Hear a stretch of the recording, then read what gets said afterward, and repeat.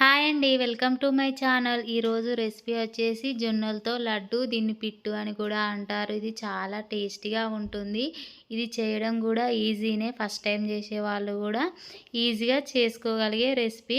ఇప్పుడు చాలామందికి వయసుతో సంబంధం లేకుండా మోకాళ్ళ నొప్పులు, అలాగే నడుము నొప్పులు చాలామందికి వస్తున్నాయి కదా. వారానికి ఒకసారైనా ఇలా చేసి తినడం వల్ల నడుము నొప్పి, కాళ్ళ నొప్పులు రాకుండా ఉంటాయి. ఇది ఎలా చేయాలో చూద్దాము. నేను 2 కప్పుల జొన్న పిండి తీసుకున్నాను. ఈ జొన్నలు మిక్సీకైనా వేసుకోవచ్చు, లేదా మిల్లుకైనా వేసుకోవచ్చు. నేను మిల్లుకి వేసుకున్నవి. ఇలా వేసిన తర్వాత అందులో కొద్దిగా నీళ్లు పోసుకుంటూ పిండి అంతా తడిసేలాగా కలుపుకోవాలి.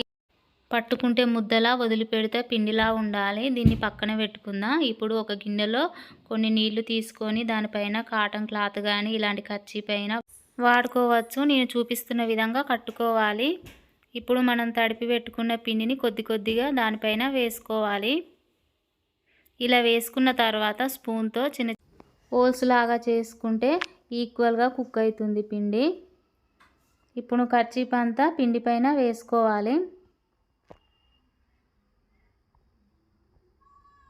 ఇప్పుడు స్టవ్ మీద గిన్నెను పెట్టుకున్న తర్వాత కర్చీప్ పైన కొన్ని నీళ్ళను ఇలా చిలకరించుకోవాలి.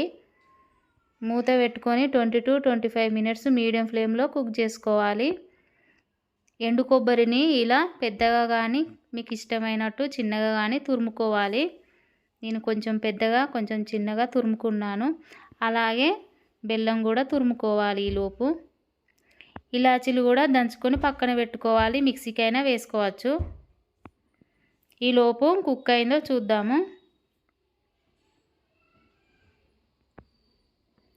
20-25 నిమిషాలు అవుతుంది, సరిపోతుంది ఉడకనీకి టైము. ఇలా అయితే ఉడికినట్లే. ఇప్పుడు స్టవ్ మించెలి కింద తీసుకున్న తర్వాత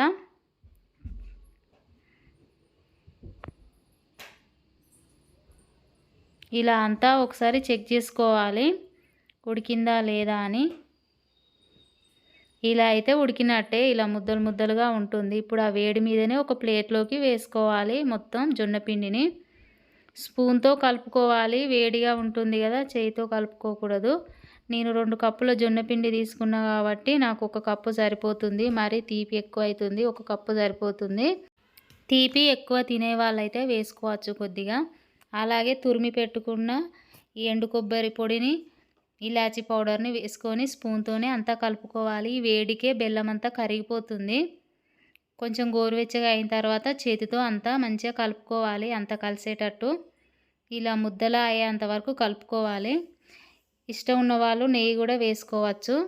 నేనైతే నెయ్యి వేయట్లేదు. ఇప్పుడు లడ్డులాగా చుట్టుకోవాలి. అంతేనండి, ఎంతో ఈజీ అండ్ టేస్టీ జొన్న లడ్డు రెడీ అయినట్లే. ఇది ఎవరైనా ఈజీగా చేసుకోగలిగే రెసిపీ.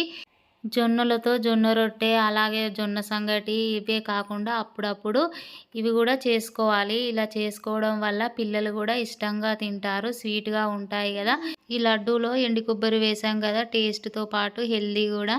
ఇవి పిల్లలే కాదు, పెద్దవాళ్ళు, ఆడవాళ్ళు, మగవాళ్ళు ఎవరైనా వారానికి ఒక్కసారైనా తినడానికి ట్రై చేయండి. ఇది చేయడం చాలా ఈజీనే కదా. మరెందుకు ఆలస్యం, ఒకసారి ట్రై చేసి ఎలా వచ్చిందో మీ ఫీడ్బ్యాక్ను కామెంట్ బాక్స్లో కామెంట్ చేయండి. ఈ వీడియో నచ్చితే కనుక లైక్ చేయండి, సబ్స్క్రైబ్ చేసుకోండి, మీ ఫ్రెండ్స్ అండ్ రిలేటివ్స్కి షేర్ చేయండి. Thank you for watching.